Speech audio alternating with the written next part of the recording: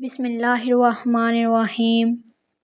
ایک شخص حزم بن ابی کوب نے رسول اللہ کی خدمت میں آ کر عرض کیا، یا رسول اللہ، فلاں شخص معاذ بن جبل لمبی نماز پڑھتے ہیں، اس لیے میں جماعت کی نماز میں شریک نہیں ہو سکتا، کیونکہ میں دن بھر اونٹ چرانے کی وجہ سے رات کو تھک کر چکنا چور ہو جاتا ہوں اور طویل قرأت سننے کی طاقت نہیں رکھتا۔ ابو مسعود راوی کہتے ہیں کہ اس دن سے زیادہ میں نے کبھی رسول اللہ صلی اللہ علیہ وآلہ وسلم کو وعظ کے دوران اتنا غضبناک نہیں دیکھا۔ آپ صلی اللہ علیہ وآلہ وسلم نے فرمایا، اے لوگو، تم ایسی شدت اختیار کر کے لوگوں کو دین سے نفرت دلانے لگے ہو، سن لو، جو شخص لوگوں کو نماز پڑھائے تو وہ ہلکی نماز پڑھائے، کیونکہ ان میں بیمار، کمزور اور حاجت والے سبھی قسم کے لوگ ہوتے ہیں۔